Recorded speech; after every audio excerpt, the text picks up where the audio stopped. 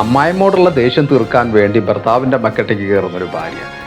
അമ്മായിമ്മോട് ദേഷ്യം എന്ന് പറഞ്ഞു കഴിഞ്ഞാൽ അമ്മായിമ്മ കല്യാണം കഴിച്ചു വരുന്ന കാലഘട്ടത്തിലൊക്കെ തന്നെ അമ്മായിമ്മ ഈ ഭാര്യയെ കുറ്റം പറയുകയും ഇല്ലാത്ത കാര്യങ്ങൾ പറഞ്ഞു വരുത്തുകയും ചെയ്യുന്നുണ്ടെന്നാണ് ഭാര്യ പറയുന്നത്.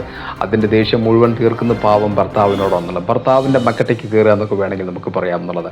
അത് വെറുതെ ഒന്നുമല്ല. ദേഷ്യം വന്നു കഴിഞ്ഞാൽ തീർച്ചയായിട്ടും ആ ഭാര്യയെ സംബന്ധിച്ചോളം നിയന്ത്രിക്കാൻ സാധിക്കില്ല. അതൊരു പ്രത്യേക തരത്തിലുള്ളൊരു ജ്വരത്തിലേക്ക് പോകണം.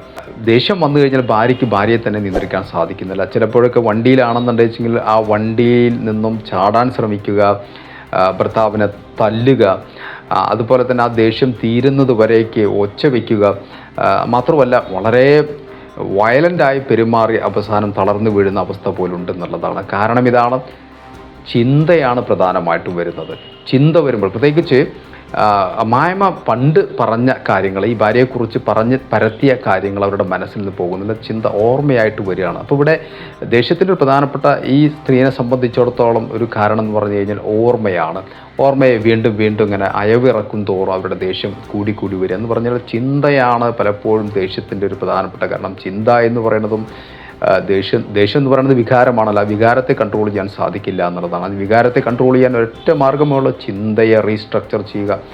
അതിന് മറ്റൊരു മീനിങ് കൊടുത്തുകൊണ്ട് ആ ചിന്തയെ ഒന്ന് റീസ്ട്രക്ചർ ചെയ്ത് കഴിഞ്ഞാൽ, അതിന് മറ്റൊരു തരത്തിൽ അതിനെടുത്തു കഴിഞ്ഞാൽ, മറ്റൊരു ആംഗിളിലൂടെ എടുത്തു കഴിഞ്ഞാൽ തീർച്ചയായിട്ടും ഈ ദേഷ്യം, ഇത്രമാത്രം കലിപ്പ് പോലത്തെ ദേഷ്യം ഈ സ്ത്രീക്ക് ഇല്ലാതാക്കാൻ സാധിക്കുമെന്നുള്ളതാണ്.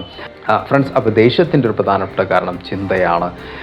ഒരു ഈവൻ്റ് മാത്രമല്ല, അതിനോട് അസോസിയേറ്റ് ചെയ്ത് വരുന്ന പഴയ കാലത്തെ ചില ചെയ്തികളും അവരോട് കാണിച്ച പെരുമാറ്റങ്ങളും സംസാരങ്ങളൊക്കെ തന്നെ ഓർമ്മയുടെ രൂപത്തിൽ വരുമ്പോൾ തീർച്ചയായിട്ടും ഇപ്പോൾ ഉണ്ടായ സംഭവം കൂട്ടി കണക്ട് ചെയ്ത് അത് വലിയൊരു എന്താ പറയുക, അഗ്നിപർവ്വതം പോലെ പൊട്ടുന്നൊരവസ്ഥയിലേക്ക് മനസ്സിൽ വന്ന് നിറയുന്നു എന്നുള്ളത്. അപ്പോഴാണ് ദേഷ്യപ്രകടനം എത്രമാത്രം ഉണ്ടാകുന്നു എന്നുള്ളതാണ്.